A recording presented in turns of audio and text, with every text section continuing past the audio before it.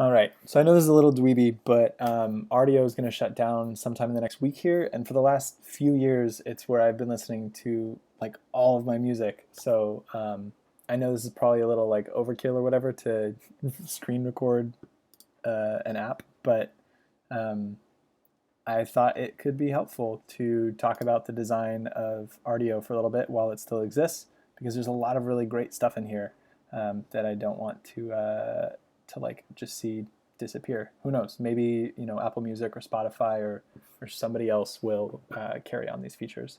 But yeah, so just like starting at the top, the Rdio app has this home section, which is really great. It's the last like 8 or 10 things that you've listened to, whether it's a station or an album.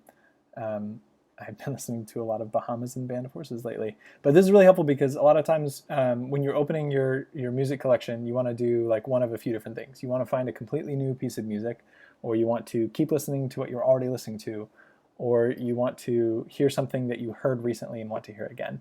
Um, Audio does all three of those things really well, which is why I think it's like the strongest music player, and unfortunately, it's just not cutting it to as a business, I guess. But so the first thing there, discovering new music.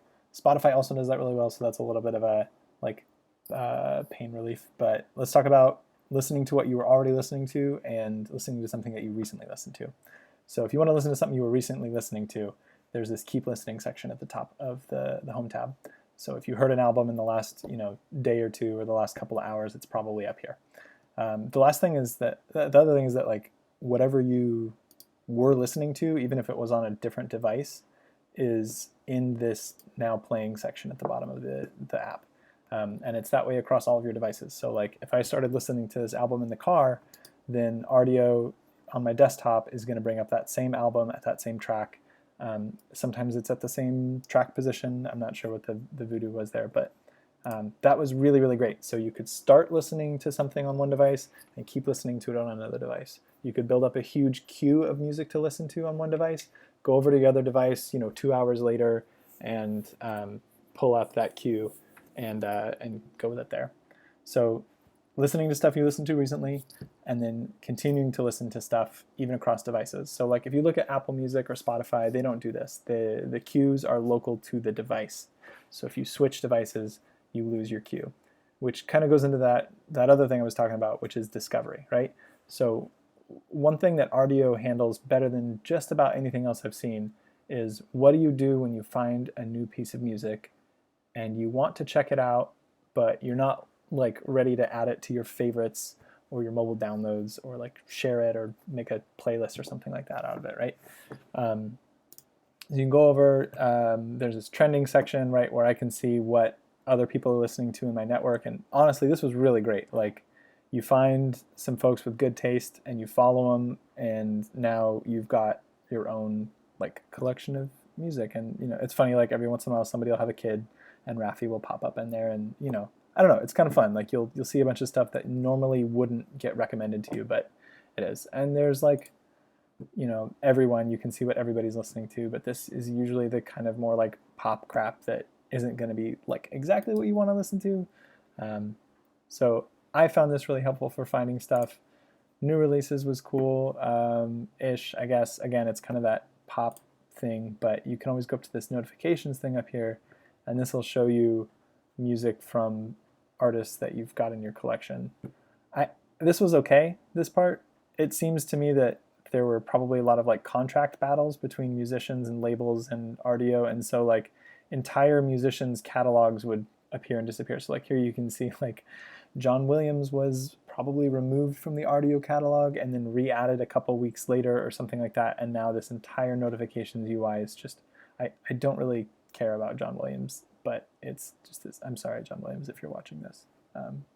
Much respect or whatever. But it was nice to see like, oh, there's a new album from this band that you're following that's out.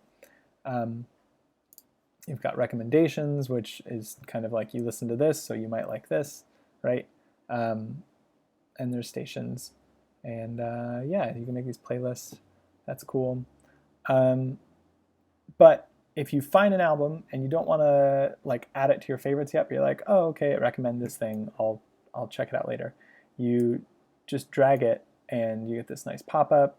You get this UI that appears where you want to share it. I don't want to share it yet, right? That's a little aggressive, but I just drag it onto the queue, and now it's in my queue.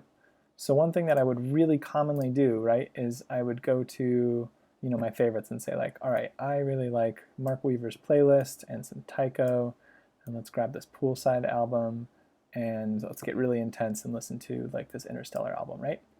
Now I've got this playlist or this queue that's all set up, and if I switch over to my phone, I'm driving in my car, whatever, this music follows me to that other spot. And then, yeah, I don't know. And then so like, okay, so let's say you are listening to an album. Spotify does this weird thing. Oh my God, I can't talk over the audio. Spotify does this thing where if you have a queue and you add something to your queue, it gets injected in the middle of what you're listening to, right? So let's go ahead and like clear everything out of our queue here so you can see this. Let's say we get to the end of the last track and we're done, right? Okay, now this is like the empty state. Okay, so I'm, it's the start of my workday, right? I want to listen to some music. I'm going to throw on this Tycho album. I'm